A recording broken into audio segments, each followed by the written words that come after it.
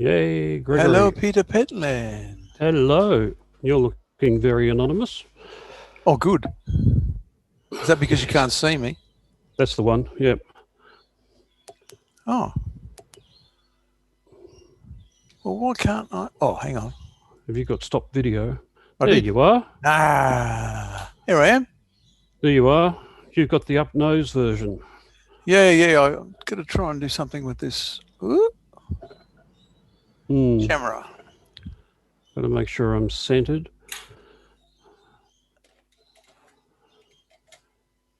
Is that better? Yeah. Perhaps tilt the camera just a tiny fraction more because you're Down? Up. Up. Yeah, try that when you're sitting back. Perhaps a little bit too far then. Yeah, I think you just got to have a little bit of a gap, 2 fingers above your head sort of thing when you... Aye, Captain. Is that right? Yeah, that'll be good. Oh, good. When I'm looking at the screen. Am I? Are you looking at the screen? I am. You got 2 screens? Yeah. Yeah, because I've only got the one, so I'm going to find out what can go wrong. Can I just do share screen for a moment? Yeah, sure.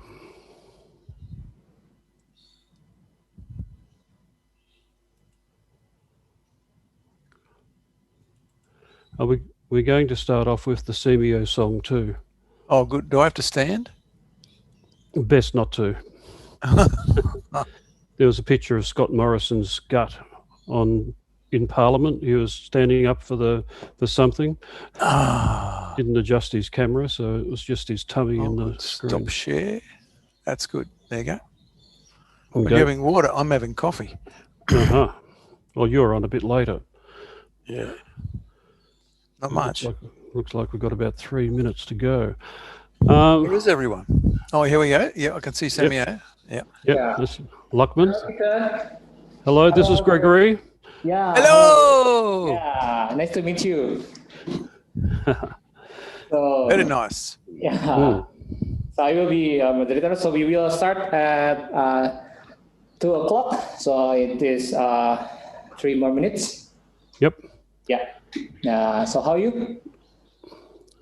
Excellent. Very good.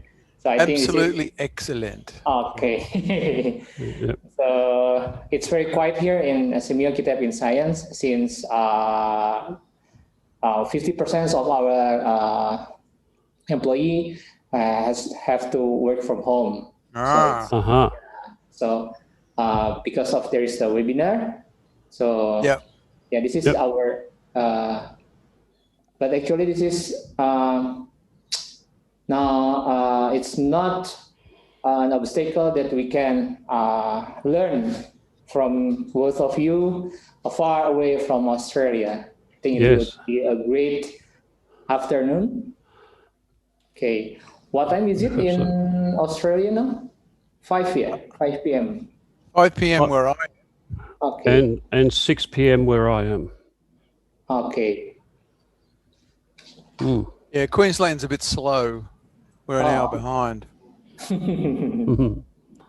Okay, so I think what time is it? 2 more minutes. So actually, you can see the number of participants who have joined. Usually, it will gradually increasing since some participants are joining late. Actually. Yep. Okay. That's okay, but yeah, we've got 92 at the moment, so this is a good crowd for us. Yes. So someone just left. Besides online from Zoom, we are streaming from our Sikis channel on YouTube. Okay, and you'll have stats on how many people are there? When this is over? Which one?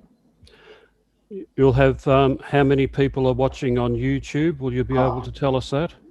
Okay, I need to check first because we have different person who is in charge for YouTube actually.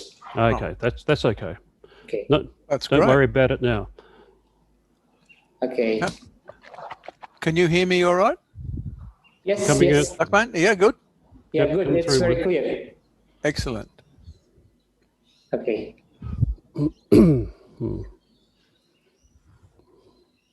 Okay. 15. Okay. So I think we will start. Let's start. Okay. Okay. Okay. So, good afternoon, everyone.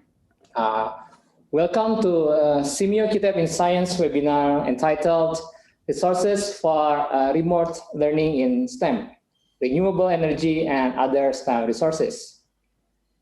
This webinar is SEAMEO Qitep in Science initiative to provide teachers and education personnel with innovations and resources in science education that can be implemented for remote learning in STEM.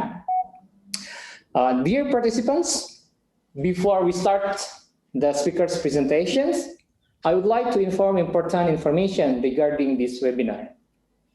Today, there will be two speakers who will share their knowledge and expertise about resources for remote learning in STEM. The speakers consist of an expert from the Australian Academy of Technology and Engineering, or ATSE, and a senior lecturer from Charles Darwin University, Australia. Each presenter will have 45 minutes for presentations, simultaneously, and 30 minutes for Q&A session. The Q&A session will be after second presenter's presentation. So to ask questions during the discussion session, for participants who joined this webinar on Zoom, you can type your questions on the Q&A box on the Zoom application. We will invite one or two selected participants to directly ask questions to the speakers, while other selected questions will be read by a moderator. For participants who joined this webinar on YouTube, please type your questions on YouTube chat box. I will read selected questions from the participants. And then, to indicate your attendance, for participants who joined this webinar on Zoom, you can fill online attendance form at Course Information System. For participants who joined this webinar on YouTube, we will provide Google Form for the attendance form. The links of the attendance forms will be shared at the end of this webinar. So I suggest you keep joining this webinar until the end. Before we start the presentations, let's start with the SEAMEO color and SEAMEO song presentation.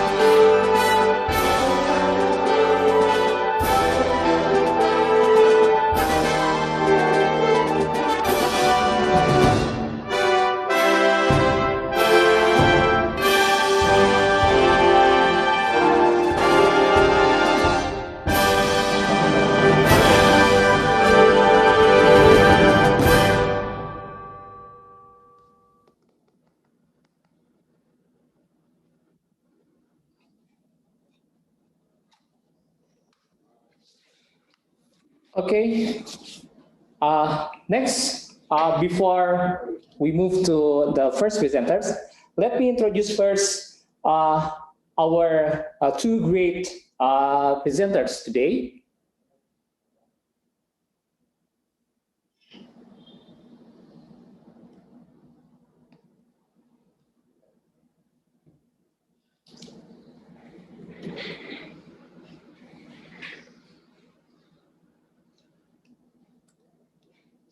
Okay, for our first presenters is Mr. Peter Pantaland. He is an executive manager at the Australian Academy of Technology and Engineering, or ATSE, Australia. And his specializations is in Stellar program. So, and he has more than 18 years experience as a teacher of mathematics, science, and physics in public and private schools.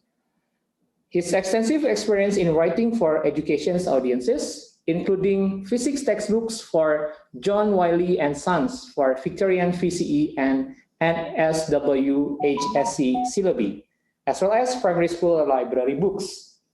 And also he is a STEM teacher professional development mentor who already experienced in conducting STEM teacher professional development workshops nationally and overseas.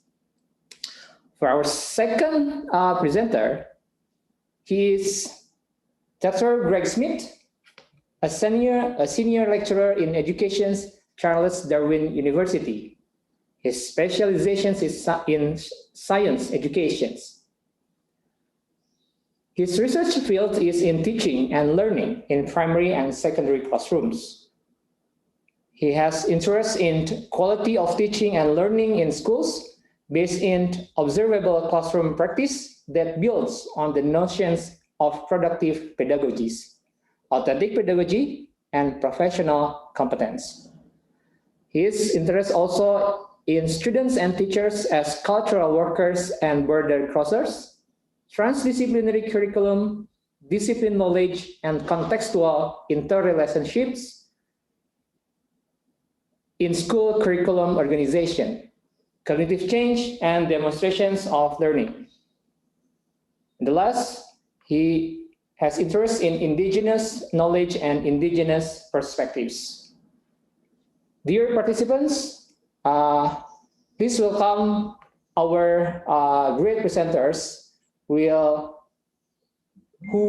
will present during this webinar. Mr. Peter Patland and Dr. Greg Smith, the time are yours. Thank you very much. And I'll be going first. My name is Peter Pentland, and greetings to everyone. Salamat Siang, I understand. It's more Salamat Sore down here in Melbourne, as it's 6 p.m. Okay. And it is a glorious 13 degrees. So I'm having a very lovely day, and it's great to be here with you. Greg and I are a little bit, we're a bit upset this year because normally we would be travelling up to the SEAMEO Qitep in Science in Bandung to run a workshop for SEAMEO countries. We've been doing that for the last 5 years, and we missed out this year. So hopefully we'll be able to travel again next year and might be able to meet some of you in person. I will try now to share my screen and have the dreaded PowerPoint to start off with. I've got to make sure I do that, and away we go. Okay, so Stella is the name of a program that I've been managing for the last 13 years. We started in 2008 with 4 schools around Melbourne in Victoria, the southern part of Australia. And we have now expanded to over 800 schools around the world. We have 11 in schools running our program in Indonesia, 3 in the Philippines, and 1 in Singapore, as well as a few others. We'll cover that a little bit later on. Now, I've just got to Hey, here we go. So Stella stands for Science, Technology, Education, Leveraging Relevance. We wanted the program to be in curriculum, to be taught as part of the science education program in Australia. It was set up because in Australia there weren't enough students training as engineers or in applied science for the number of jobs that we had.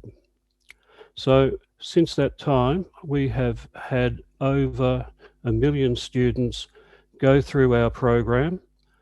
We don't go to schools, the schools don't come to us, but we have designed equipment packs and we have provided those. That 810 schools have received a class set of that equipment, whether they've bought it or whether they've had it donated to them by people like Orica, who have donated the equipment and the program to the schools in Indonesia and the Philippines, as well as Canada and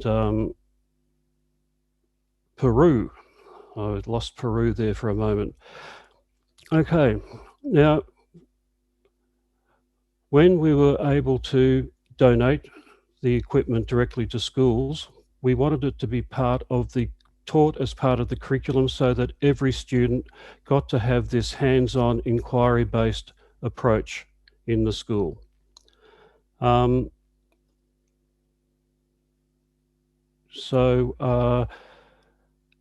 With that estimate, I think I mentioned over 1 million students have participated in the program.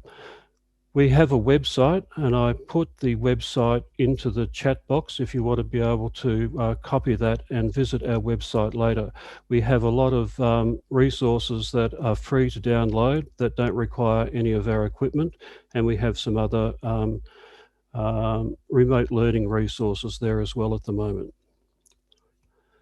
Now, we train teachers to use the program, and then it's up to the teachers to implement the program. One thing that I was trying to remember was that there are a lot of teachers who are teaching out of field who are afraid of mathematics, they're afraid of physics a little bit. So we've concentrated on the physics aspect and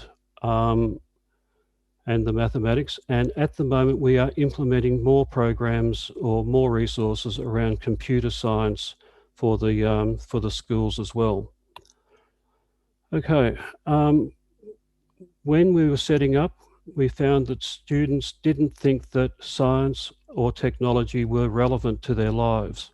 So we use relevant contexts such as renewable energy and sustainability, especially around sustainable housing. We're strongly focused on inquiry-based learning. And one thing that has really driven students into studying those subjects at the senior levels of high school have been the STEM career pathways. One girls' school had to put on twice as many physics, chemistry, and mathematics classes once the girls had seen the careers and the pathways that these women followed to get into those careers, what they studied at high school, what they studied at university. Okay, so what does Stella look like? I'm going to stop the screen share now and see if I can run a video just to give you an idea of what Stella looks like in the classroom. This guy here in the middle of the photo is the person who set up Stella in the first place. He's Dr. Alan Finkel, and he has been for the last 3 years the Chief Scientist of Australia. So bear with me, I'll stop share and I'll try share again. And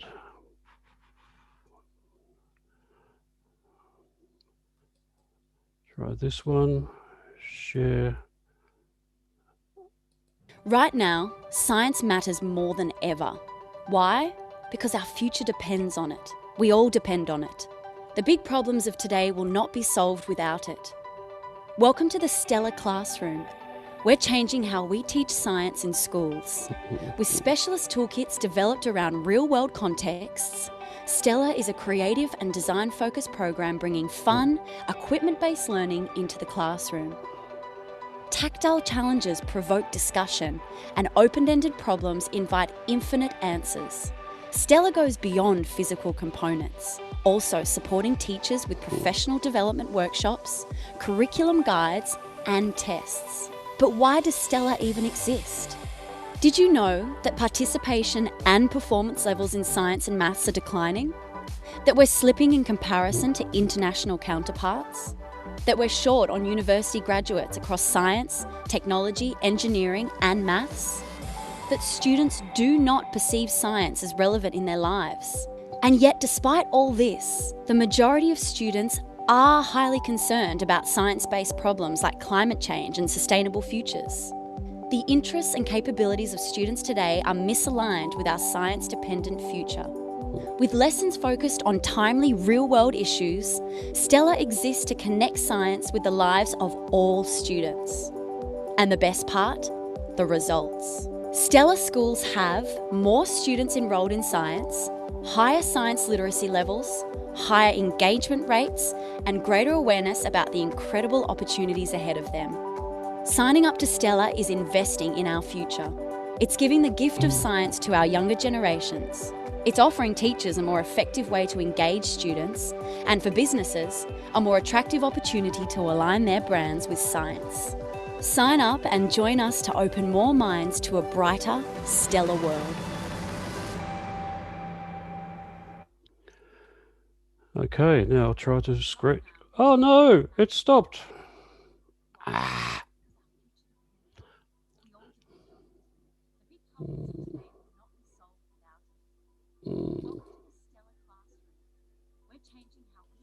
Science in schools. With specialist toolkits developed around real-world contexts, Stella is a creative and design-focused program. Stop that silly video. Phew. It's a good thing we had a good practice last night and I knew not to do those sorts of things. Okay.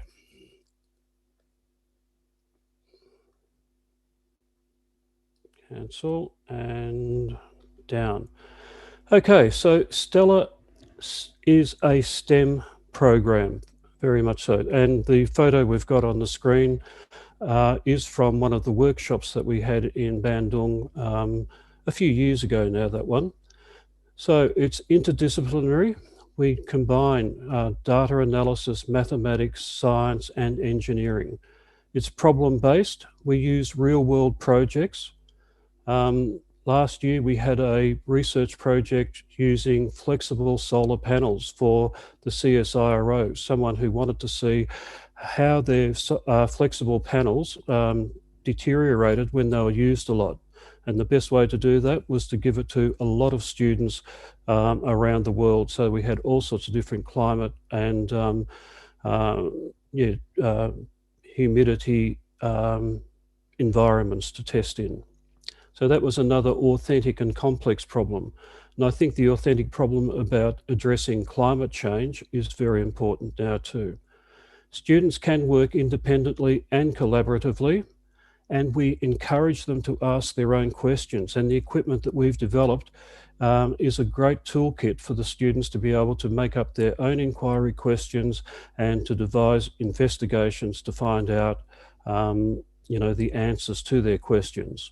So it's very much hands-on, inquiry-based, and it involves mathematics, engineering, and technology, and data gathering and analysis. The Stella reach around the world is 810 schools at the moment. This is a map from the Stella website.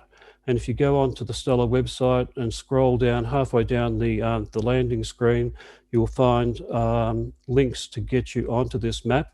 And it's an interactive map, so you can go down onto those areas and find out the names of the schools and what Stella kits they have. And then if you know anyone in those schools, you're able to contact them and say, what do you think about it? Is it worth following up? Now, the curriculum resources. Renewable energy is one that we actually print books for.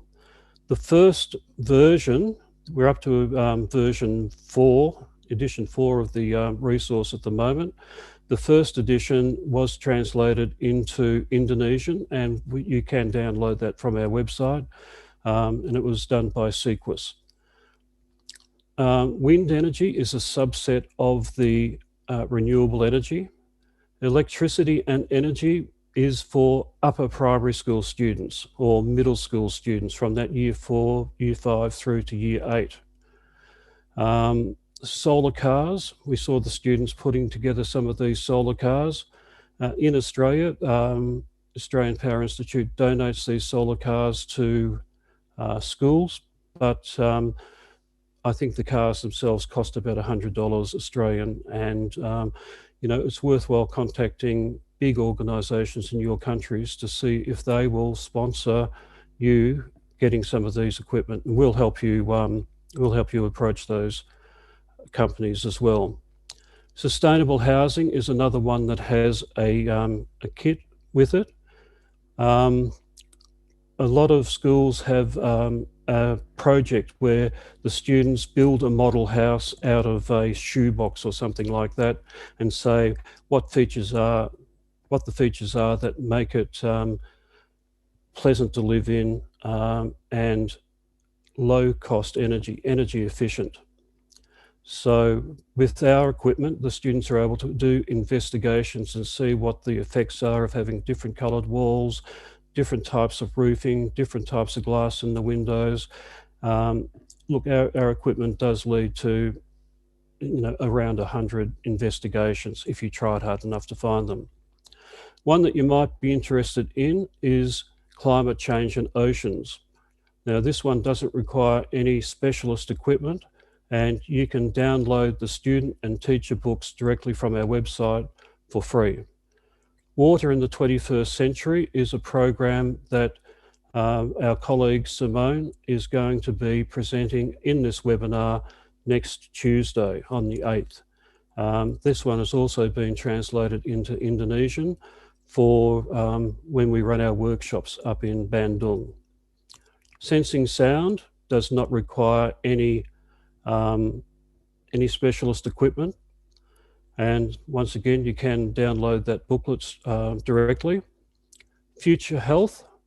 Funnily enough, I was talking to a doctor today, and when he heard that I was into 3D printing, he said, I was the first person in Australia to have a 3D printed jaw. So he looked very symmetrical, and he looked really good with his new jaw. Earth, Moon and Sun is another one that doesn't require any equipment, and that's all around the reasons for the seasons and daytime astronomy. Daytime astronomy is also important for our renewable energy when the students are investigating solar energy and which way to have their solar panels oriented. Car safety is another one which is around the physics of forces and motion. Carbon dioxide, friend or foe, is very much about the carbon dioxide in the atmosphere, whether it's good, whether it's bad, how it relates to photosynthesis and producing food. And Greg, our colleague, was the writer of that one. Chemistry of climate change. Day in the life of a 7-year-old. We have a special video. It's very important that kids start thinking about their careers, what they're going to study at that 7-year-old age group. And we've had this program running in Australia for a few years, and it has been very successful. So I'll be able to answer some questions about that for anyone if they want to drop me a line, and you can do that via the contacts in the website.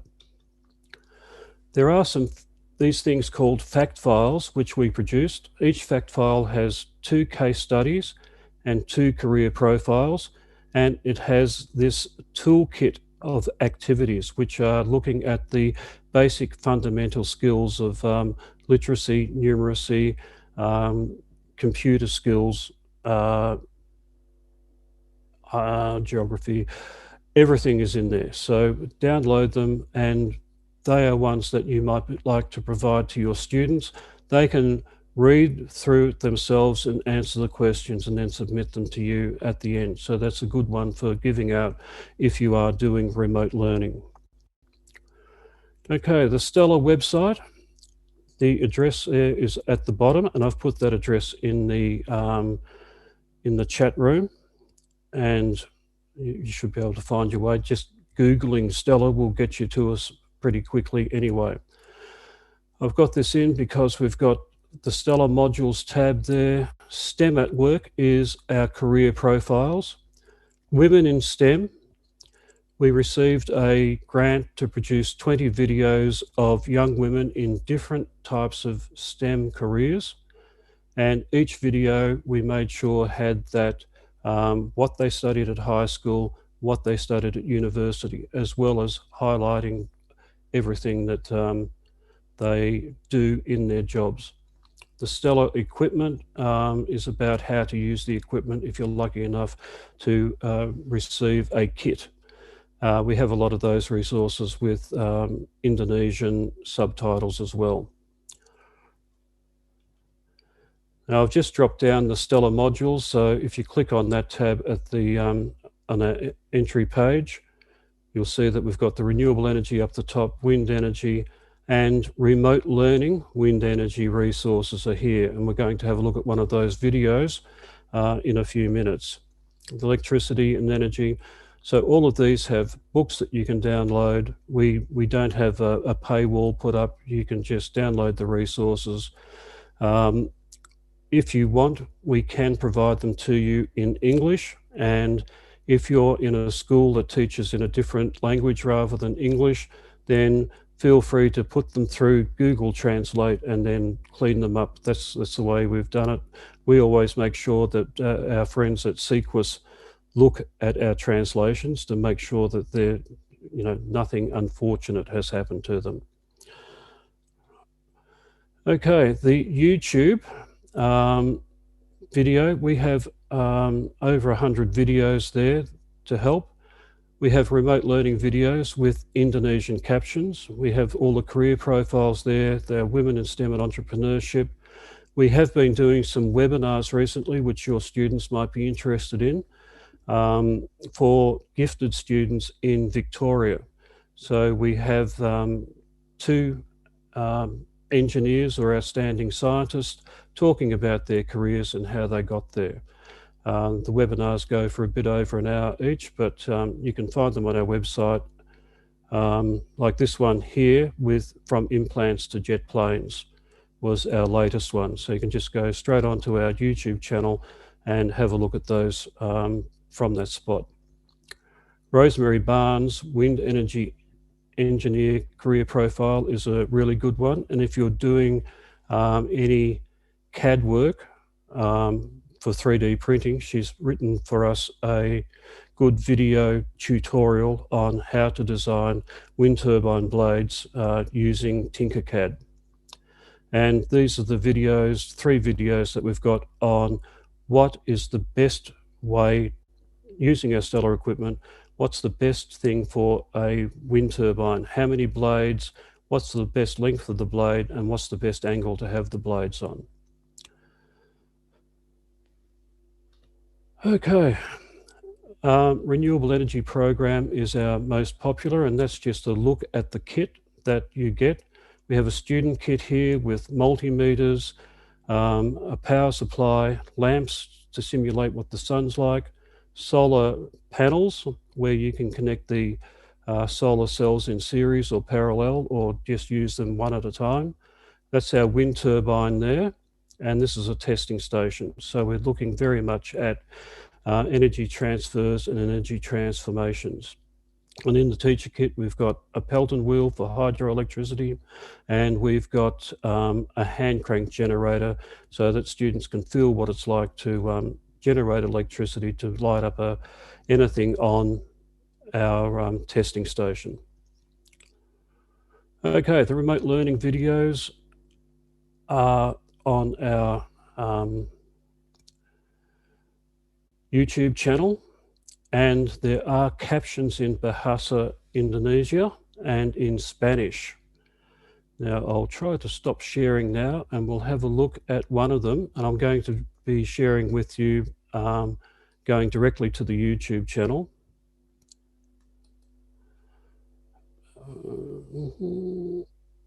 Still a wind turbine investigation.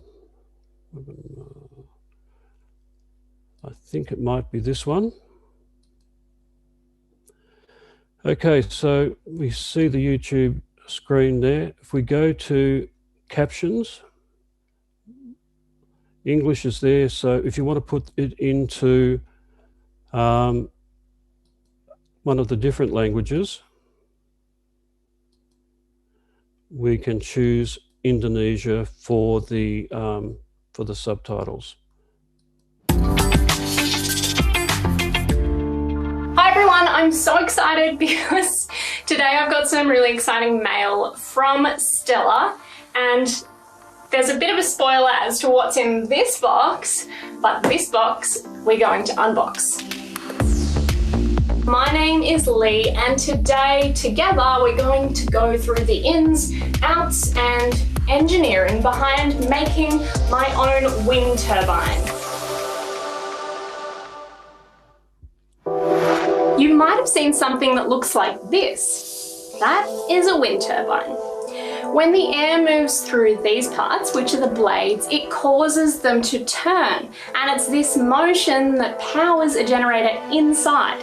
The generator turns this moving energy into electricity that we can use to power anything from the lights in a stadium to the device you're using to watch this video right now.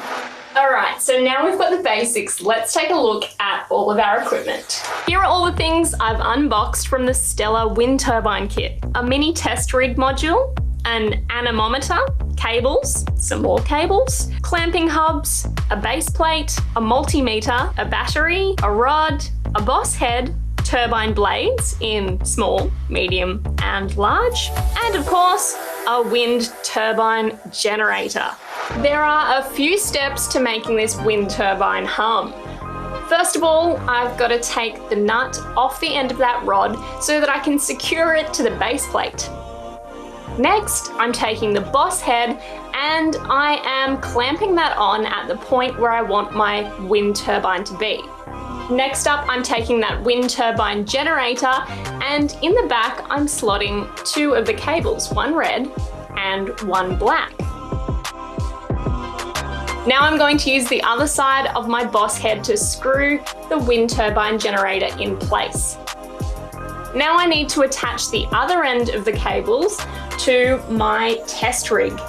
I'm putting the red or positive cable in a lamp of my choice, and then putting the black or negative cable into the point that says COM. With the other cables from the kit, I'm attaching them to their corresponding red and black cables on the test rig, and the other end of those cables go into my multimeter. The black cable goes into the COM spot and the red one goes on the right side. Make sure that you adjust your multimeter so that you're able to test DC voltage. The clamping hubs contain holes around the edge, which is where my blades can go. I can loosen them by turning the blue knob and then slot my blades in where I want them to go before tightening it again. When my blades are attached, I can put the clamping hub into the wind turbine generator using that lower socket. When the blades turn, this makes a coil of wire spin inside the generator, sending electrons down the cables and through the circuit so that my lamp will light up and I should be able to read a voltage on my multimeter. Okay, now we've got our wind turbine set up, we need a wind source. Place the 3-speed fan on the bench so that the front of the fan is 50 centimeters from the front of the hub of the wind turbine. And do not change the distance between the fan and the turbine over the course of the experiment. So there are 3 big questions we're going to be answering together today. What is the best angle for the blades to be at? How long should the blades be? And how many blades should we have?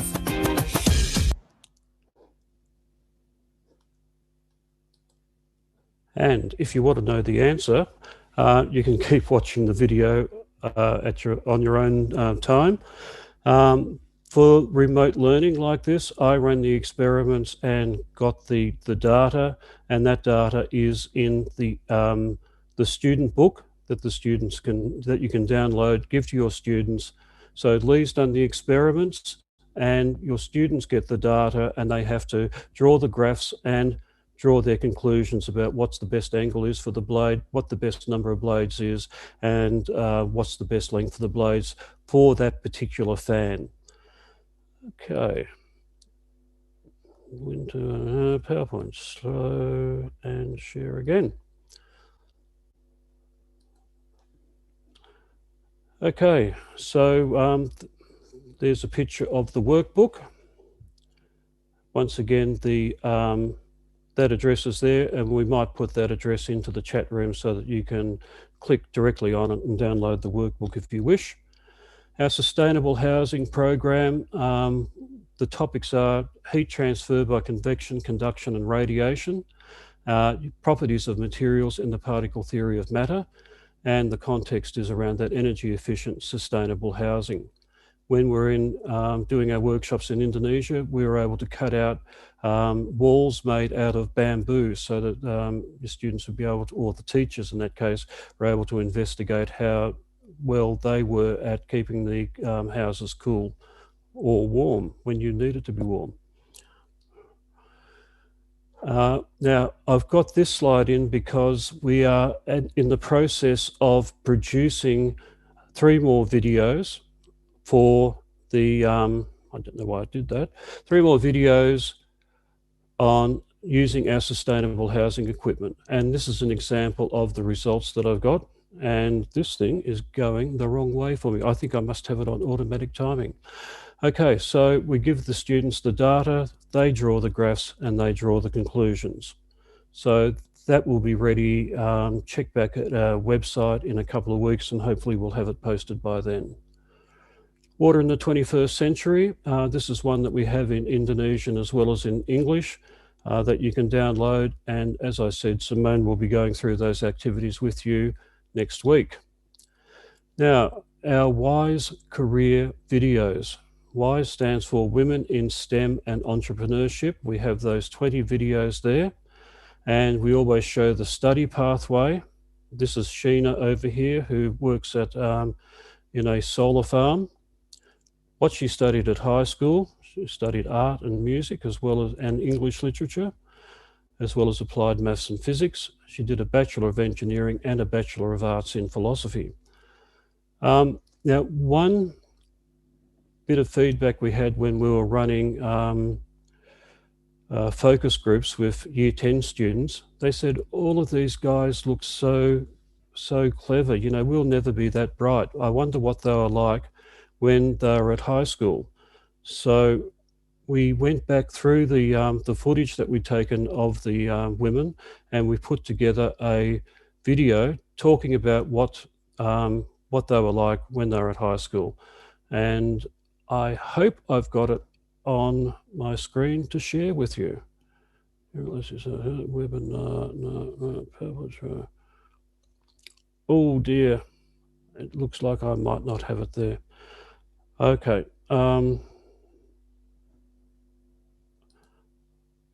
keep going with the PowerPoint, and we might have a look at it later on if there's nobody got questions. Okay, now we produced posters for the Women in STEM and Entrepreneurship. When we were coming up to Indonesia, we decided that it would be good to have posters in Indonesian of Indonesians.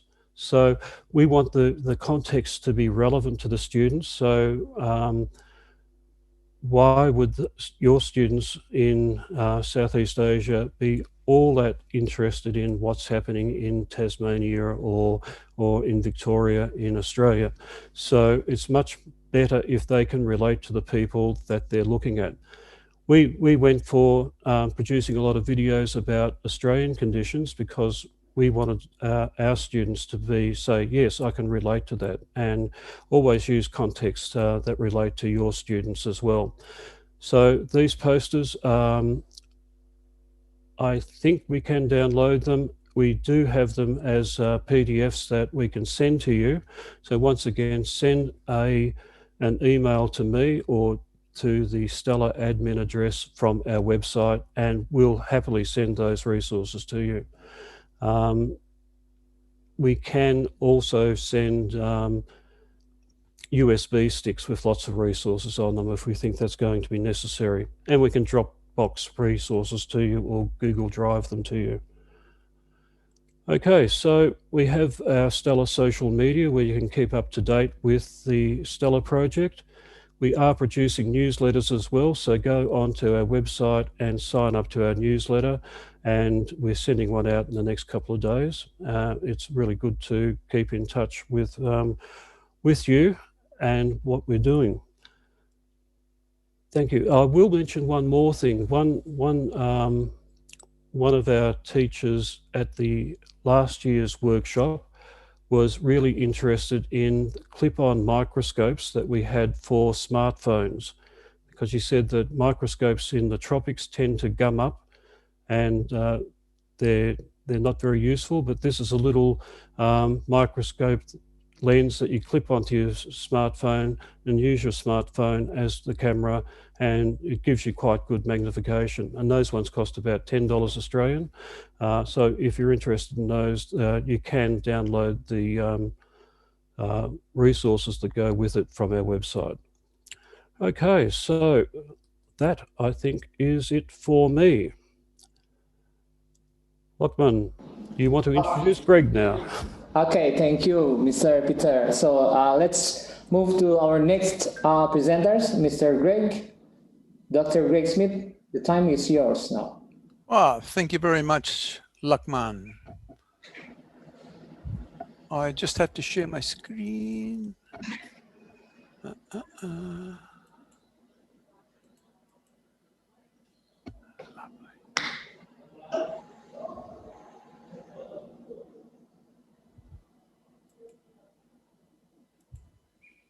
All right, thank you very much. My name's Greg Smith, and it's an absolute pleasure to be talking to you this afternoon. Yeah, the sun's just starting to go down here, so the earth must be still turning, which is a wonderful thing to happen. So welcome, and thanks very much, Peter, for your first session, and let's get underway. All right, I just thought I'd let you know where we both live with respect to Australia. I live up here on the East Coast and in Townsville, and then Peter lives right down here in the cold. At the moment it's 27 degrees and it's a beautiful afternoon, as it is in the tropics, with the sun setting. And between myself and Jakarta, it's only 4,500 kilometers, which is about, at the speed of light, 0.015 of a millisecond. So I don't think there'll be any delay in our signal as we go through the presentation. And I'm aware that you're interested in how can we do this remotely, and we are doing it remotely.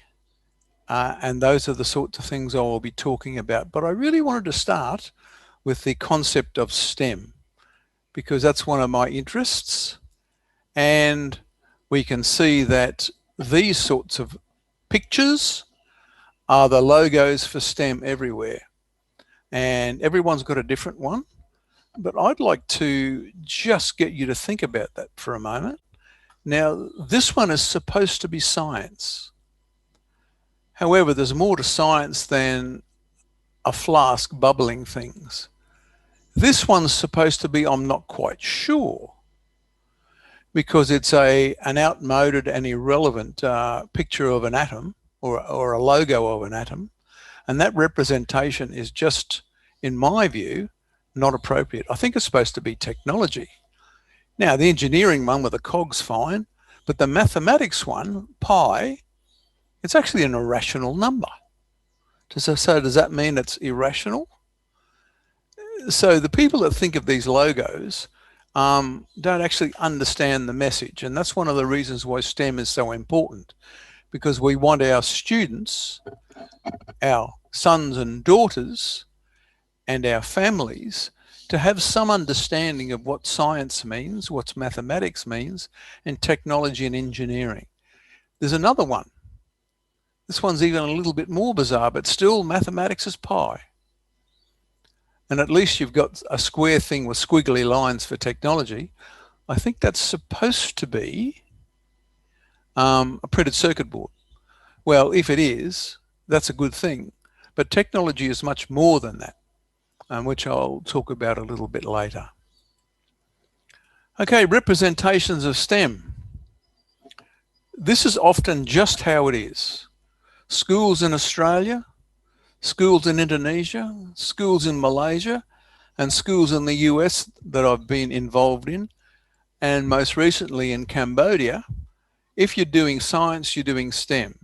And what's happened is, in all these jurisdictions, this is from my point of view, that the word science is still there, but chemistry becomes STEM, physics becomes STEM, mathematics becomes STEM, only sometimes. So it's very interesting to see how different places actually develop STEM. STEM is a transdisciplinary. Now, this is supposed to be the goal. In all the literature, we're told that STEM is this multidisciplinary, pulls all things together. But to be quite honest, in my travels, I haven't found anyone that does that. This is what I think STEM is myself, is that it's science and mathematics and associated with technology and engineering. We in Australia don't have a subject called engineering. We do have a subject called technology in our schools. But most people think that technology is just computers. But it's actually design and technology and digital technology. So those things are very different. And how you split engineering and technology is always an argument that goes on all over the world. So I'd like to see those things together, where we have science and mathematics both involved and using the contexts of technology and engineering. In other words, designing and building stuff and then using digital programs and digital opportunities to work with science and mathematics. And so this is the model that I look at STEM as. Now, because the way syllabus documents all over the world are set up, we talk about physics, earth science, space, chemistry, and biology. I can't fit it all together, so I split it up. I split the two things up. So we're looking at the disciplines of physics and the disciplines of earth science. Now, all you do in physics is about forces and motions, transformations, and energy conservation. The same with earth science. But there are a whole lot of contexts that bring mathematics, physics, earth science, technologies together. And those technologies can be broken up into data, digital systems, materials, food and fiber, and the principles of engineering and systems.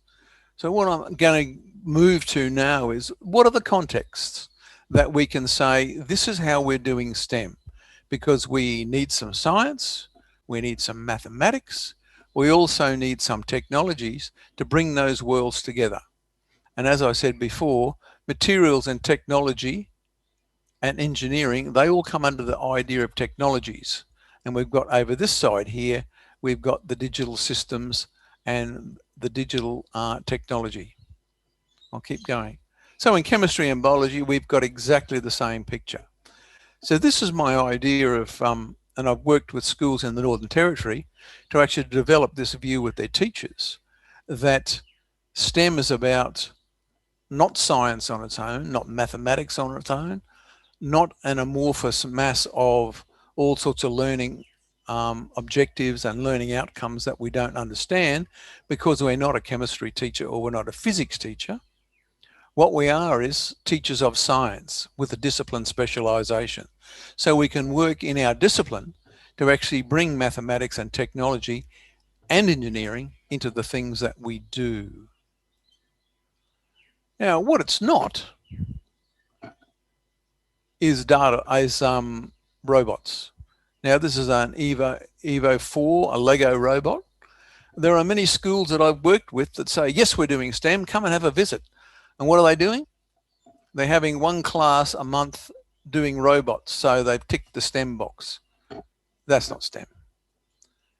And some of the more well-off schools have got a drone now, and teachers are, what they're doing is teachers are looking at getting their license, because you've got to have a license in Australia to fly a drone. And so they can have one drone so students can stand around and watch it fly. And they say that's STEM. I'm not saying drones are not STEM, but if that's all you do, then that's a problem. The same with robots. So coming back to the Stella stuff, I want to take a bigger picture view of the Stella stuff and talk about what it is. So it's about solar, and I'm using the solar context at the moment, and then I'll go to the wind context and have a look and see what you can do with it. So there's the Stella kit that Peter's already talked about with the lights and the solar cells. And here's the lights and the solar cells again, and some teachers being trained in doing it. Now, Peter's already mentioned that there are online trainings that can be done where you have videos that you can deal with, and then the equipment is in the center, and that can be borrowed, I believe, so you can actually work through it yourselves. Now, this comes to the online stuff. This is an example of looking at a solar still, and this was done with teachers. 2 teachers did this in a remote school in the Northern Territory. And remote, I mean in the middle of the desert. Seriously, in the middle of the desert. The only reason there's a little grass there is because there's a bore that taps the aquifer underneath the school so they can actually water the grass. So this was professional learning at a distance. The teachers were doing a STEM professional learning, an ongoing project for half a year. And what they had to do was they had to actually make something to do with solar. And I've got another example a little bit later on. So these 2 teachers decided that they were going to make a solar still, because the problem that we're dealing with is they wanted to be able to always have a source of water. Now, I'm not going to go into how it works, but that's the sort of stuff you can do remotely, where you have a professional learning where you take on a project with your students, and these teachers did it, got credit for the project, got credit for the work they were doing online, and then what they had to do is they had to do it with their students and had to report on the student activity and how it went with specific criteria. So the same system can happen anywhere in the world.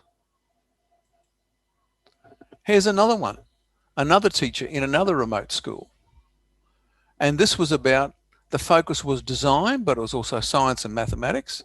This person enjoyed soldering and wires, and what they did, or what they wanted to do and they eventually did, was to make a prototype to recharge their phone, because they were remote. And so that took quite a bit of work, but once again it was successful. The process on the right-hand side is what they're talking about. That's their pathway and flow chart that they use. And here's the bits and pieces that they took a photo on the floor of their house. And this was about solar. Now, you can't see the sun here. You can't see anything about solar. But in essence, it's a solar activity, because the energy is an energy transfer, which is physics, which is science. And the mathematics comes in to making sure the voltages were right and graphing the outputs and the inputs. So we can see that this project idea, where you can take on a project for a specific period of time to develop something that your students can use in the class that's relevant to your students and the areas in which you live is a way forward. But if you don't actually enroll in a program, then you've got no interest in actually completing it sometimes, because family gets in the way, COVID-19 gets in the way, but you know what I mean. So you have this situation where if you're committed and enrolled in something, and then you demonstrate that you can do it, and then you can demonstrate you do it with the students, that's professional learning. Another solar device is the cars. Now, little tiny solar panels like this are as cheap as, and you can get really, really cheap motors in Asia, a bit of core flute plastic, and any sort of wheels you can find. You can bottle tops if you like. But here we have some Indonesian teachers demonstrating the solar cars that they made. Now here's the other example I was talking about. This was a teacher from Darwin who was about 200 kilometers away. Wasn't particularly remote, but it's too far to travel to come to face to face. Once again, it was a solar thing because the unit was on solar. And what they did was they made a solar device, which you can see up here, and they've got a digital thermometer coming out of the device. And these are the results, and these are the graphs for the results. The important thing is with doing any of these sorts of activities, you have to demonstrate that you understand the graphing and also the table stuff.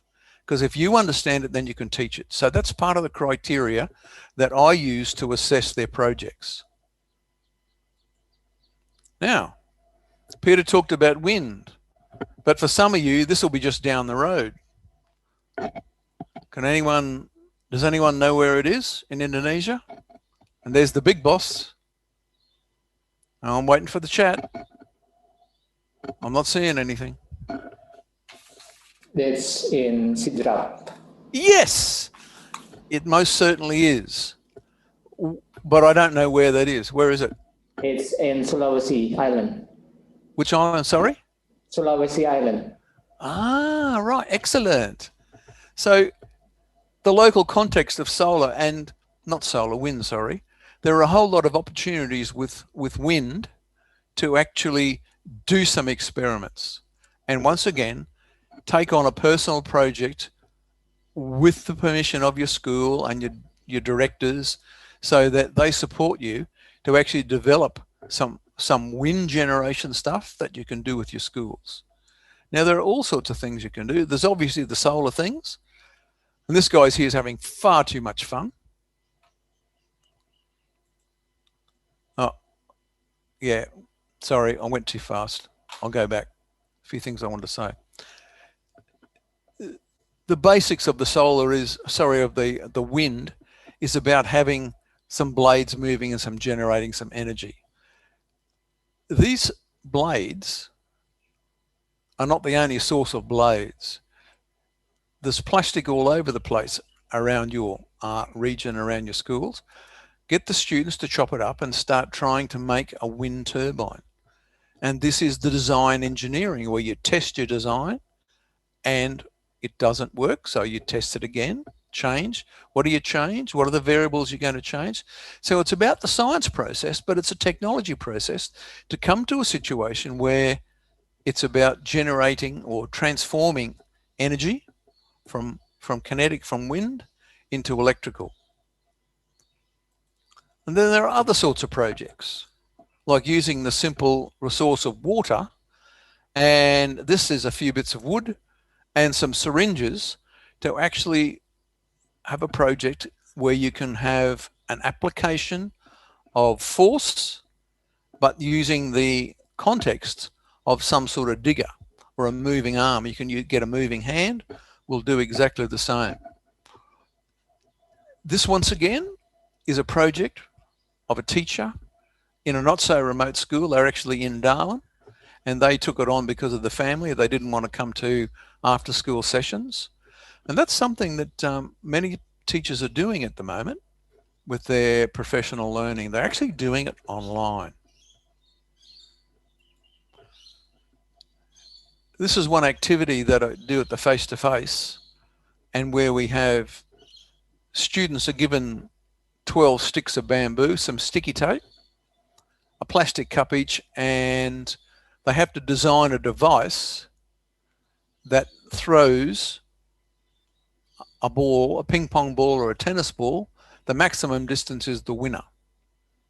Now, it's interesting to see that in this photo here, those particular devices that they've made, and these are all of the groups that have made, they are all very similar. There was only one year that I saw someone do something very different, and they came from Kalimantan, and they did a crossbow. They made a huge crossbow out of their 12 sticks of bamboo. Sensational stuff. Can you do this online?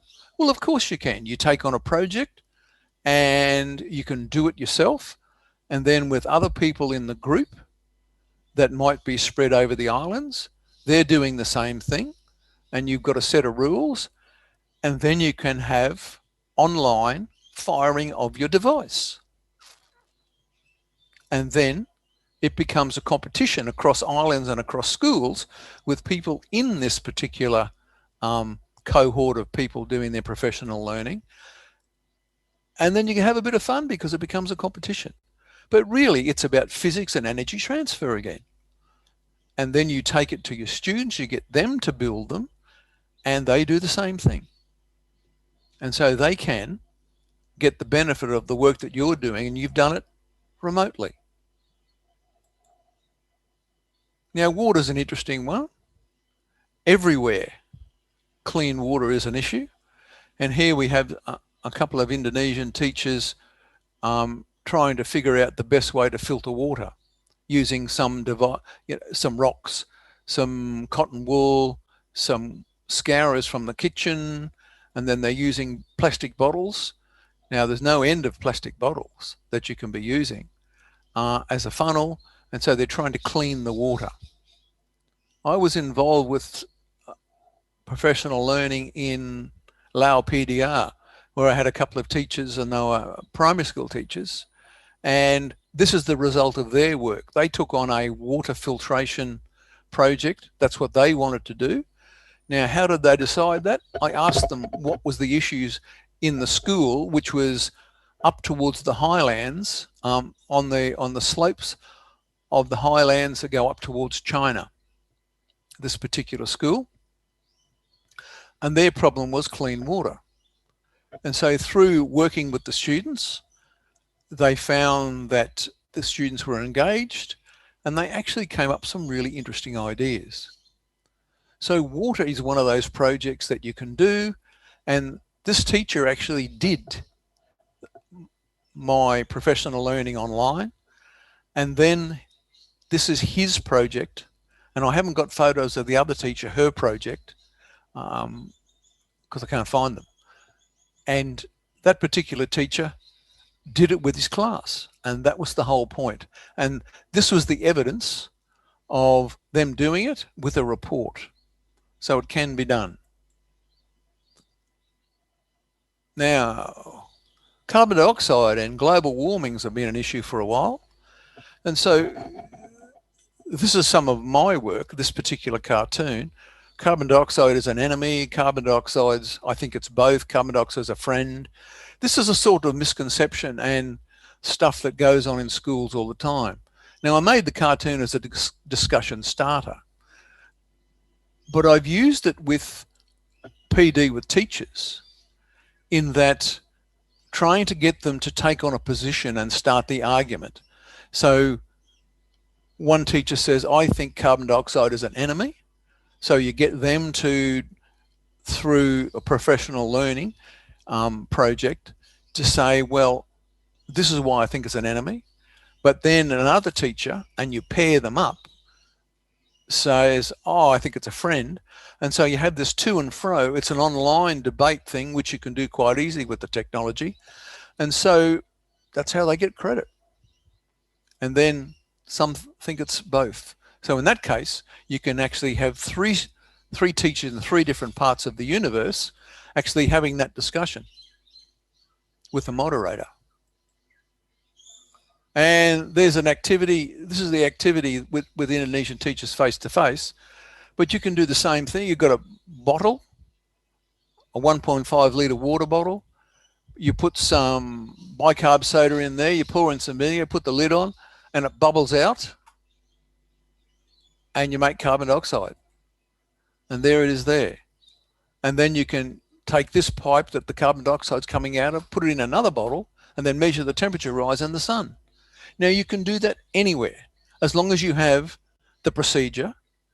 And if you're not okay with the procedure, someone's got a video that you can talk to someone at the same time. They watch a video and you say, well, how do I do this? How do I do that? That's online. And I put this one in here because this was a project that was done by a teacher in Arnhem Land, which is a remote part of Northern Territory. And what they were doing was, it's an Indigenous community, it was an Indigenous teacher. And what she was doing was, fire's a big part of their culture because they burn every year for a purpose, and that is to regenerate. So all the plants and animals are adapted, they've been naturally selected to survive fire. So this was her idea of burning. And culturally, they only burn at the end of the at the beginning of the dry season, not at the end of the dry season, because the fires are too fierce. But what she did for a design technology activity was build her own calorimeter. And this is it. It's a tin with a fire down the bottom. And what they were doing is they were testing. So this is with her class. This is not her on her own. The students were testing different sorts of leaves, a known amount of leaves, a known weight of leaves, sticking them in there, burning them, and up the top, and you can't see it. Oh, sorry. But there's a Coke can with the top cut off with 100 mils of water in it, suspended, with a thermometer in it. So it's actually measuring the temperature rise of a known amount of water, so you can work out what the heat is. Now, this is a secondary school activity, and these kids were secondary school. So it's quite a neat and innovative way to do calorimetry for those of you chemists that understand calorimetry, because it's infinitely boring, because burning a peanut is not my idea of fun, and it's got no context. There's no reason to burn a peanut. You'd rather eat it. Right. So this is my model, and I've touched on the online aspect, but this is my model of STEM. Some scenario or context to engage with a problem.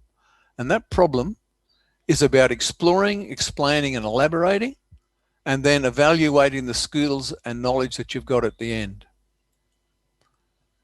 Another way of looking at it is having a problem, and you've got three things coming in. You've got the science, you've got the algebra, and some products coming out the end. But to get to that product, you've got mathematics content, mathematics proficiency, science inquiry, and the science content. And I don't think we'll ever forget that science is a human endeavor. So, excuse me. Sorry, I've just had to have a cough. Uh-oh, COVID. Science, human endeavor, is part of the problem. Right, that's it from me. Thank you very much. And I hope that was useful for you. And I'll stop sharing now.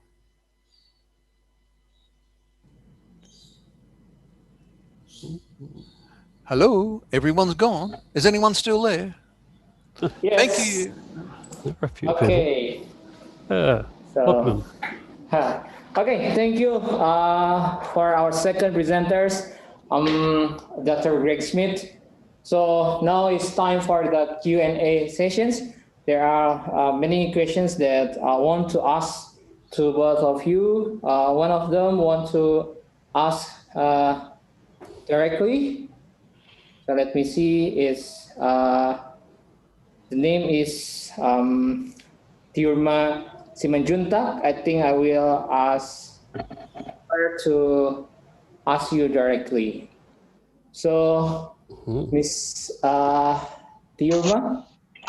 Yes. Sure. Can you turn on your video?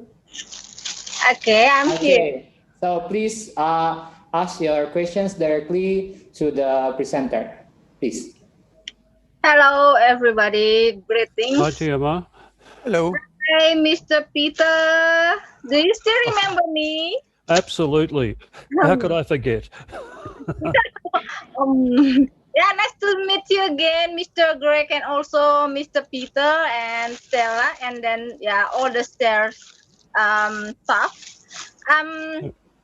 As you remind you back again, I'm one of your that your college in the STEM for last year. Yes. And I'm also a science teacher in Raffles International School, Jakarta. But now I'm off. According to the pandemic situation, so with the management handling, so some of the staff, they are using international staff. So we are the local staff, unemployed, but we still have a lot of activities to do. So I'm having a small research because this pandemic, I saw many students in West Java, my private class. They were, some of them were annoying and refused using masks because they not believe about germs, microorganisms. Means we just I giving them tutorial about math only. Sorry for interrupting, Mr. Filma. Can you ask questions directly? Yeah. Okay, that's the background of my question. So because they are unbelievable about the situation of the pandemic and then refuse to wearing mask, and then I do the small research as enumerator, and then about epidemic pengaruh pandemik terhadap minat belajar kimia, or the effect of pandemic to the students to impress them studying or learning science. So because I saw most of them, they don't love to study science, and then they love to study business. Then the big question for me as the science teacher is how to impress them, how to make activities about the STEM curriculum, hot STEMs curriculums that I already learned, how to impress them and how to make them love about learning science, especially chemistry, or also biology and also math, because most of them thinking that this pandemic situation only for the political reason, but and they usually said that business studies is the best. So that's the point of my questions. Okay. Okay. I'll go first. Okay, please. You can answer directly, Mr. Peter. Yes. The thing that we found was very effective at getting students to study those subjects is to show them the careers that they could go into. In business, they could be sitting down at a desk or at a computer all day, or you can, on our website, we have the career profiles of women and lots of people in different types of technology. So a lot of the kids don't know about these careers. A lot of kids want to make a difference to the world. They want to improve things. And if you can show them, like we have videos of Australians doing exciting jobs with engineering, with applied science. And there are a lot of these on the internet if you can hunt them down, if you don't like the ones that we've got on our website. But when the students know about that career, they might say, I really want to do that. How can I do it? What do I have to study? I have to study science. I have to have mathematics to be able to do it.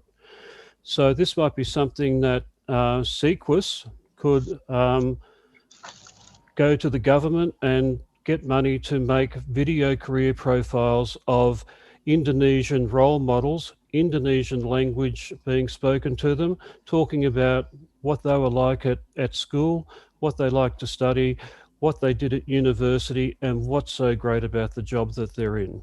So, we've done that with some posters, but I think and getting people in to talk to your students directly is another great way of doing it.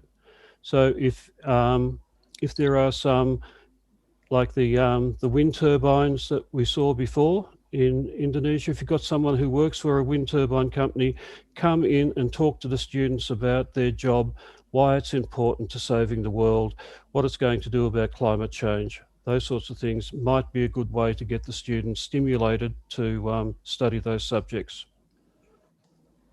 Greg? Yeah, I'm trying to engage them. Most of them also love business studies and IT as well. Yeah, but how about chemistry, microorganism, biology, and that science not only about maths and we have also natural resources. Okay. Yep, and with our Stella approach, it was getting them to do experiments, not just learn from a textbook, because that's really boring. Getting them to get their hands on and do the activities. And if they're having a great time doing the activities, you'll be the hero, and they'll want to do your subjects later on in school as well. No, I'm not fantastic, but kids just kids. So I just let them with their opinion. Yeah. Okay, thank you. Thank you. Okay, thank you. Good to see Thank you, Ms. Yurma. Thank you, Mr. Peter. So let's move to next questions. I think it's still for you, Mr. Peter. I think this is the very interesting questions. Wait a moment.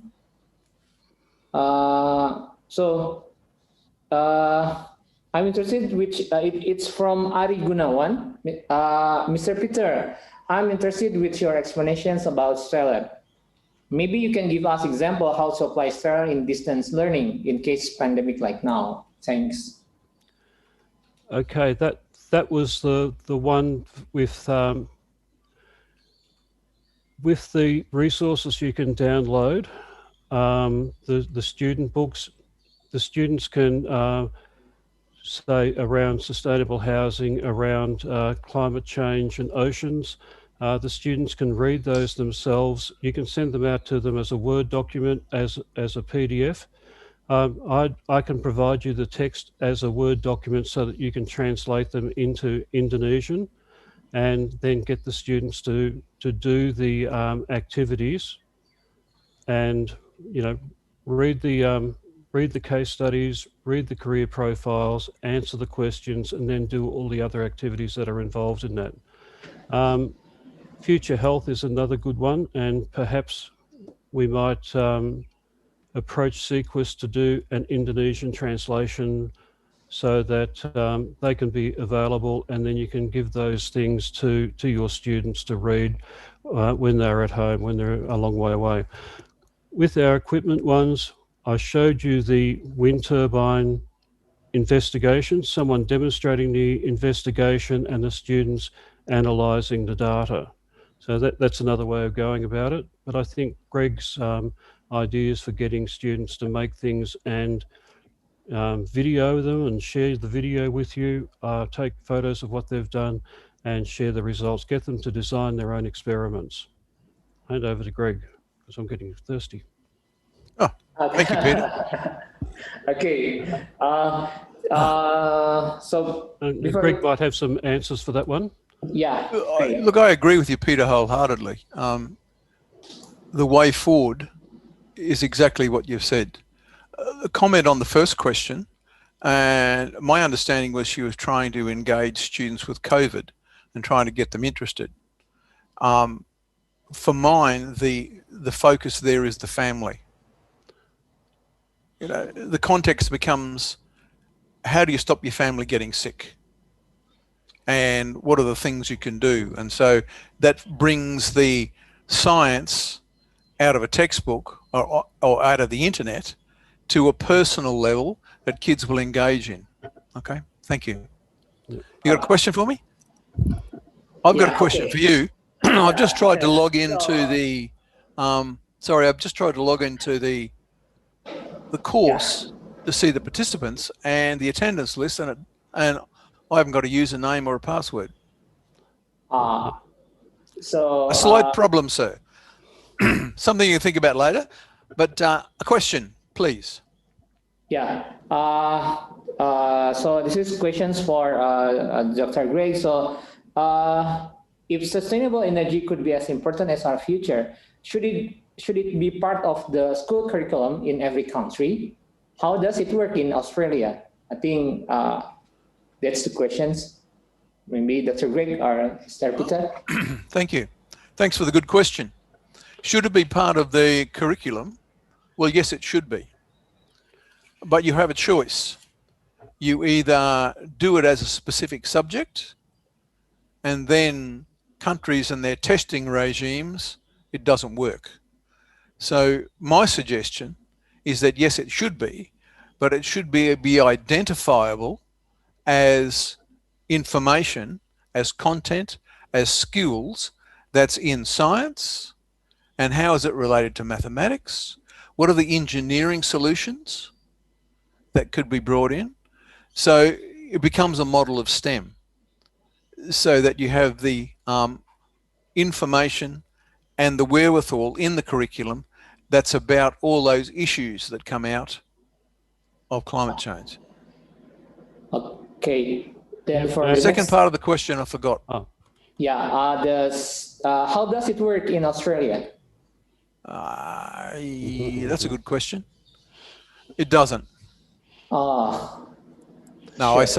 I say that with tongue in cheek. What we find is that in our geography curriculum, it's very strong. In our science curriculum, there is no mandate in the science curriculum to touch any of those sorts of things. What it does is it's an opportunity that many science teachers do not take up, like carbon dioxide, friend or foe. In chemistry, you would do carbon dioxide. It's a colorless, odorless gas that doesn't support combustion, you know, blah, blah, blah, blah, blah. But what it means to plants in biology and photosynthesis is not related to the chemistry stuff, the content in the chemistry. And it's not related to the geography with temperature rises in the sea. Those sorts of connections are not made. Okay. So and then I think. Oh, can I yeah, jump in please. there? Yeah, Thank you please. very much. I think that primary teachers or teachers in elementary school up to grade 6, where you've got that one class all the time, you can do your learning around the context, and you can bring in mathematics, you can bring in science around the context, you can bring in engineering, you can do all of that in the class, and I think your students will really love it that you do. Yeah, so that's one way. With secondary teachers, you're a chemistry teacher, you teach chemistry. Or a science teacher, you've got to get through a curriculum, and it's more difficult. So sometimes having electives around STEM, having electives around things like building solar cars might be one way of doing it. But it all comes down to context. Look, we've had this program, the program I mentioned before about the webinars for the gifted students. We've had people who've won awards in science for, say, developing a cure for a type of cancer using plants. And when you talk to these people, they are always not doing it by themselves. They are working in a big team. They have mathematicians, they have computer scientists, they have chemists, they have sociologists, they have doctors, they have all sorts of people working together to solve the problem. And that might be a way of doing it in your context learning for an issue in your science class, where you get these different students in a group to act as different representatives or different team members with a different set of skills. And they can develop those skills and they can explain them to the other people using their context. Okay, thank you. Okay, thank you for your answers. And for the next questions, it's from Trinarti Gajati. The questions are from the YouTube. So how to apply STEM, mean integrated math and science, where each subject matter has their own schedule at our school. So it's kind of silo. So how to integrate them? That's a very good question. I don't think the word is integrate. For me, the word is how do you organize the school and the teachers have regular meetings. So the science chemistry, the science physics, they talk to the maths people to find out what they're doing. And so one of the problems we have in Australia is that the science teachers never talk to the maths teachers.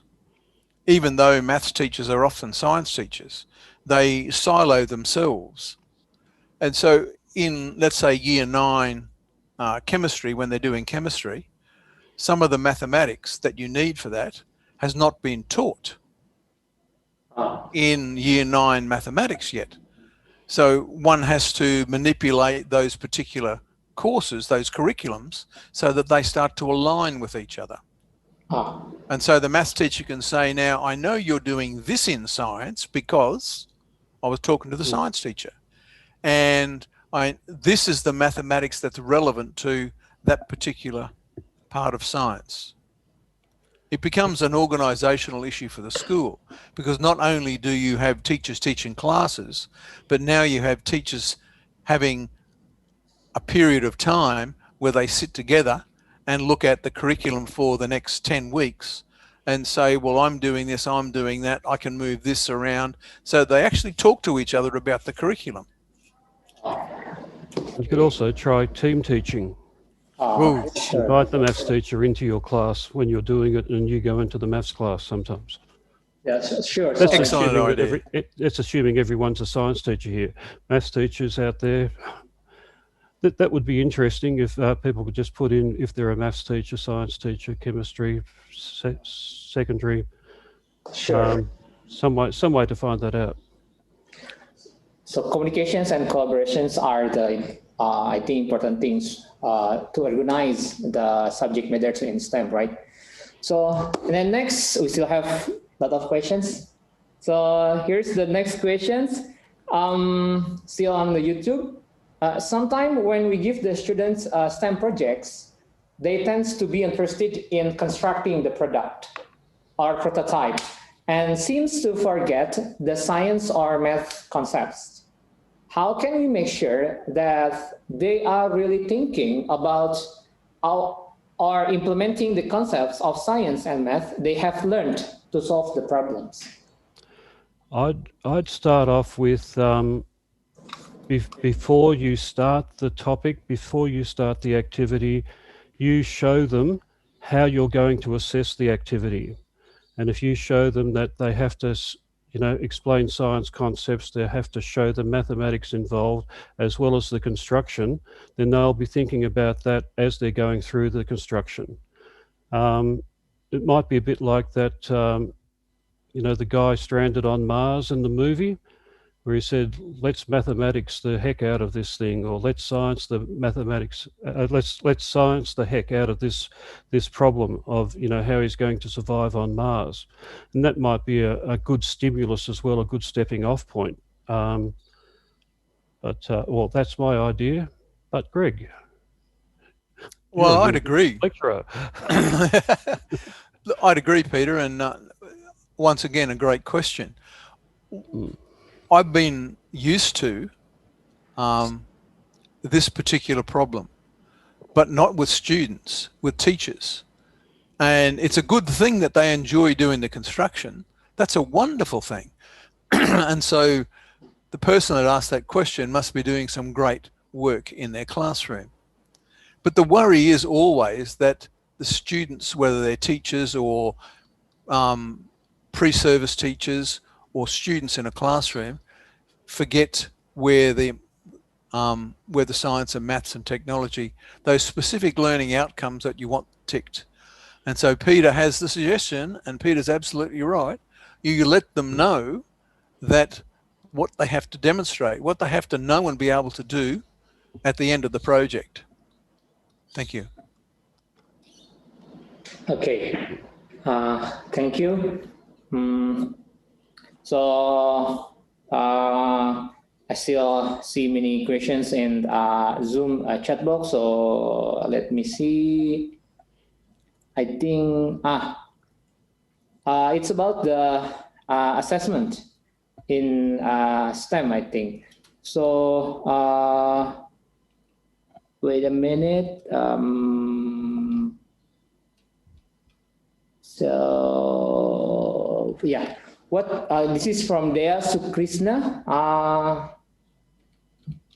Sorry, what do you think the best way to describe what STEM is? Is it name of a subject of teaching, an approach, a method of teaching, or a way to do summative assessment?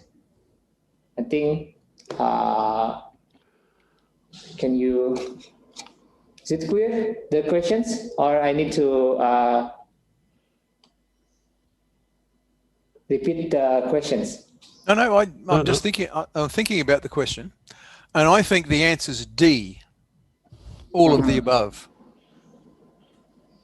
It's So, about all of those things. a way to do summative assessment. Is it A, B, C, D? So a way to do summative assessments, yes, it's STEM. No, sorry, I was being flippant. In Australia, sometimes when we're asked to make a choice between a couple of things, we always say D, all of the above, because all of those points that were made are in fact important. You can't preface one over another. If you take the last one, the summative assessment, it depends on the educational jurisdiction and what the rules are. If you're going to take a paper and pencil test, then that can be done using a context with a scenario and a story, and then the students have to do things from that to answer the question. So it's not a physics question that says calculate the force on a moving car, velocity beginning at 0 and going up to 100 kilometers an hour, blah, blah, blah. That's not that. It's about a context that students can engage in. Peter? No, I have been a long time out of the classroom, so I was going to defer to your wisdom on that one.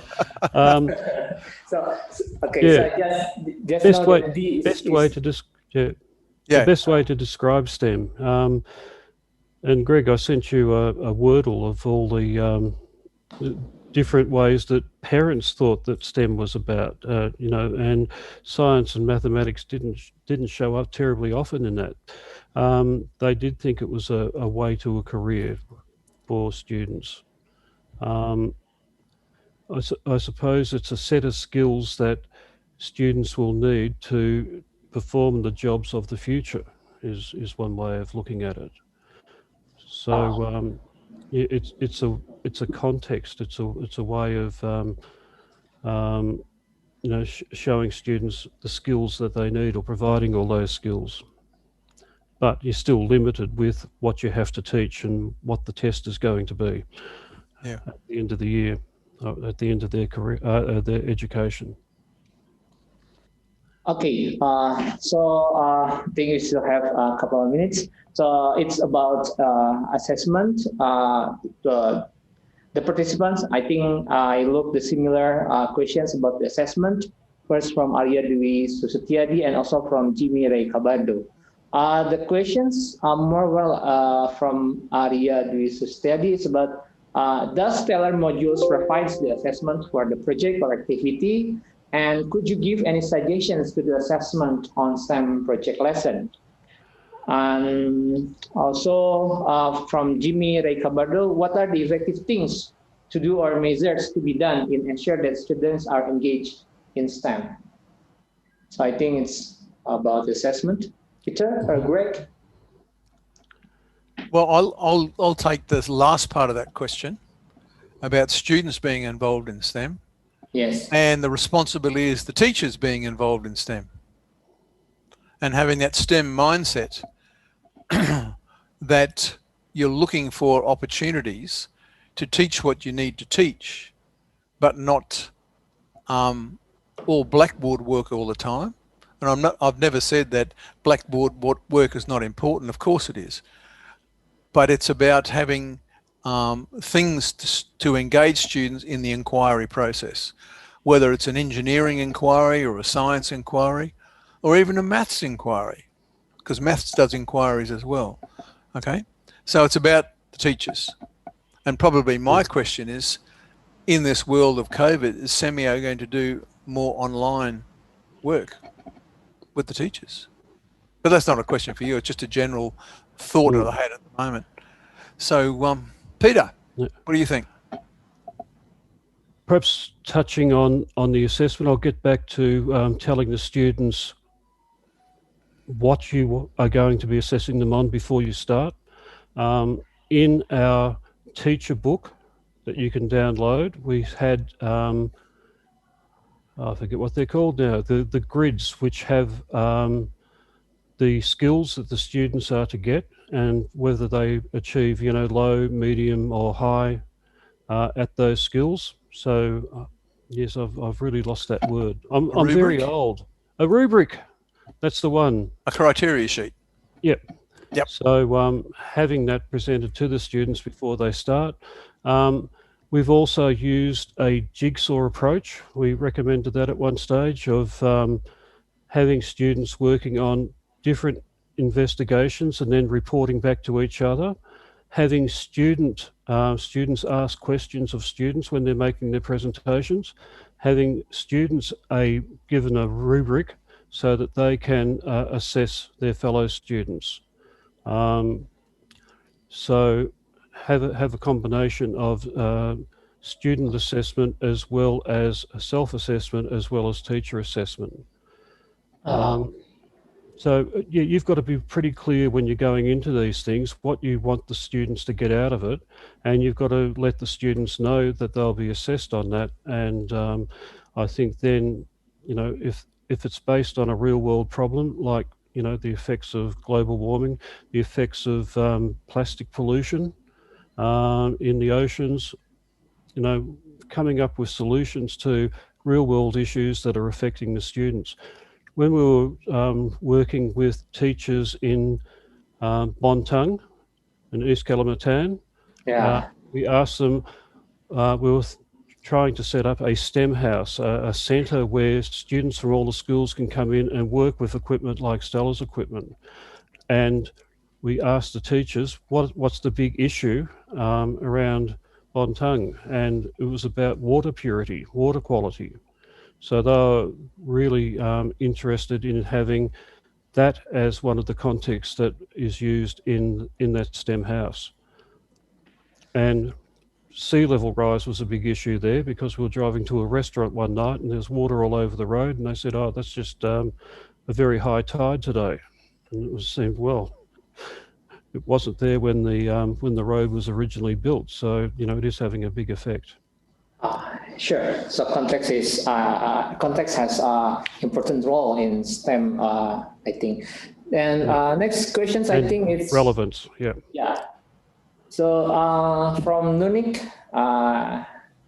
from SMPN 3 Sumedang, I'm interested in such an equipment that Mr. Peter showed us in video, the wind turbine, which looks practically plug and play. Make students can learn easily without time consuming in making them.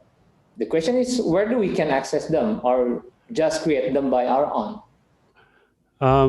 Now we are the people who designed those pieces of equipment.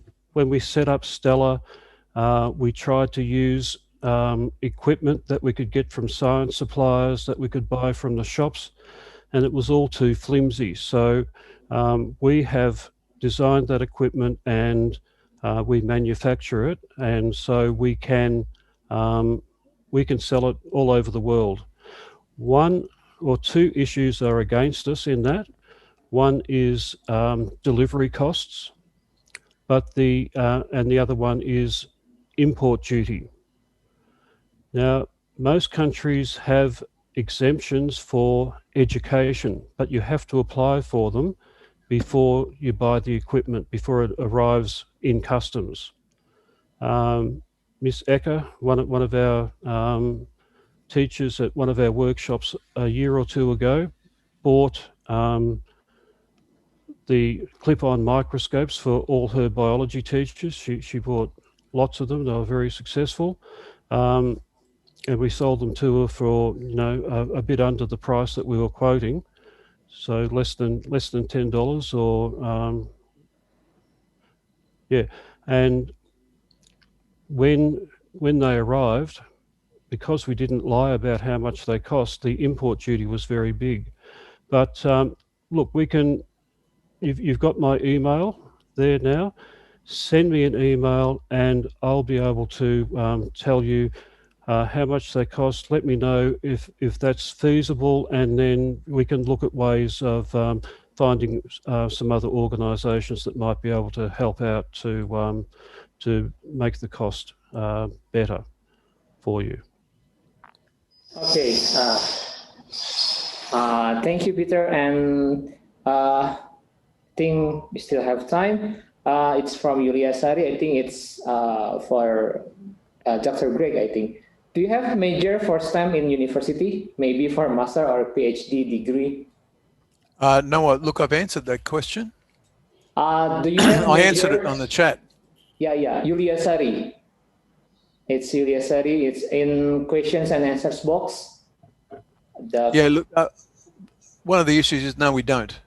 Okay. We don't have a master's. We did have a master's course last year, but it stopped. Oh, right. Sure. But there's always an opportunity to do PhD. Okay. I think Western Sydney University has a STEM teacher qualification, and I can put you in touch. If you send me an email, I can put you in touch with the lecturer who ran that. Kath Sure. Holmes. Thank you, Peter. Yep. So I think 2 more questions. Many students are, it's from Jimmy Ray. I think it's already previously. I think it's from Anacleto Olev. How can we apply the simple science experiment for elementary graders? For example, grade 4-6 at home in this time of pandemic, without the actual observations or assistance of a teacher.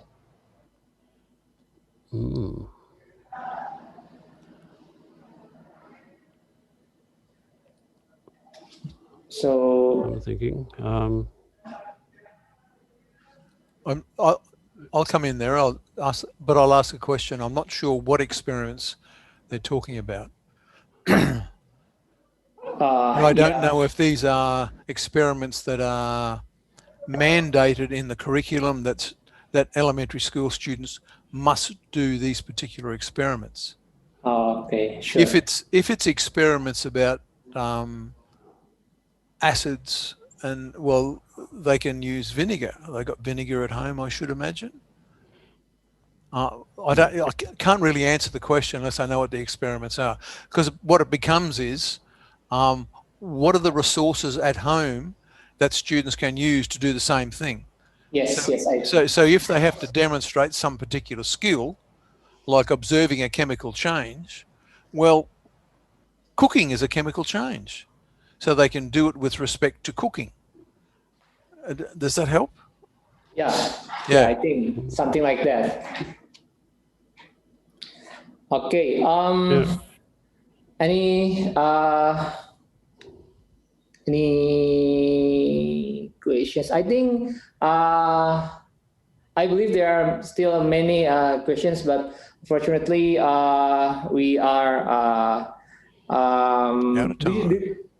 Do you still available to answer 1 or 2 more questions, Peter or Greg? I think we're out of time, aren't we? It's time to go. Okay, so I think we stopped the questions and answers sessions. So, but before we close the webinar, I think I have many interesting and meaningful informations from the speakers. From both of you, from the great speakers, from the great presenters, Mr. Peter and Mr. Greg, that there are many resources for remote learning in STEM. So, such as the Stella program, which an in-curriculum and school science education initiative based on hands-on learning and strongly focus on inquiry-based learning and encourage students to consider STEM careers. And there are a lot of resources, materials that can be downloaded free at Stella website. And all of you can visit it. And I believe it's very meaningful. And from Dr. Greg, we learned a lot about the STEM, where STEM is transdisciplinary, and STEM is science and mathematics connected by technology or engineering. And there is an engineering design process that can integrate or connected the science, technology, engineering, and mathematics. And there is one more. There is the important thing that I got is the STEM is connected by the context, real world problems, and it can solve, or it can the STEM learning can give students experience to solve the real world problems. And before we end this webinar, I would like to invite all the participants to create an account at our course information system at course.qitepinscience.org to get access to our upcoming programs, including the next series of this webinar. It's still from our colleague, from Mr. Peter and Dr. Greg colleagues. And then I would like to inform you about the attendance form. We have shared the link to access the attendance form on the chat box. Please fill in the attendance form, as it is one of requirements for you to get e-certificate. We will send the certificate to your email by 7 working days at the latest. And please also fill in the evaluation form at the link we share on Zoom and YouTube chat box. Finally, on behalf of SEAMEO Qitep in Silent, on behalf of SEAMEO Qitep in Science, I would like to extend our gratitude for all speakers, Mr. Peter Petland and Dr. Greg Smith. We are waiting for you to come to Bandung again. Perhaps next year, the pandemic is under control. Under control. Yeah. I think even though you regularly came to Bandung, I haven't met both of you.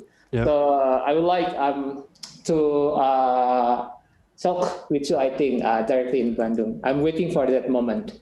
We're looking forward to it. I'm really missing at this stage all the selfies that we could have had with all the participants. For sure. We are waiting for your visit next year. Once again, thank you for your sharing, for your knowledge and your expertise. And thank you for all participants for joining this webinar. We wish you well, be safe, and have a good day. Thank you. Can I one more word? Okay, please. I just want to say thank you very much, moderator. Yes. Luckman, yes. It's been a pleasure, and thank you very much for your time. And if any of the participants have got any more questions, you have my email. I'm happy to have a conversation on the email. Sure. Absolutely, me too. So hope to see you all soon. Sampai jumpa lagi. Sampai jumpa lagi, Mr. Peter and Dr. Greg. Thank you very much. Okay. Thank you. It's been a pleasure. Good night, all. Good night. Good afternoon. Good afternoon, yes. Selamat malam. Yeah. Okay. Thank you. Wow. Bye. Poof. You're still there, Mr. Peter? Yeah, you're still there, Mr. Greg. Look, well I'm done. I'm in the dark now, dude. Yeah, you are. The sun has gone down. Oh, I think they're rolling the credits. Oh, they're probably still listening to us. All right, leaving the meeting. We are. Okay. Bye. Bye, everyone. Have a pleasant day. To a bright and promising future, we'll rise to the call of the times and create a stronger tomorrow. Let's start to make a difference, teaching everyone to learn through science will share our expertise. By promoting knowledge and policies, we can build a better world. Let us take a stand for a vision of hope, bringing future quest for the people to grow in a life filled with happiness and dream. Here at SEAMEO, building the future is our legacy.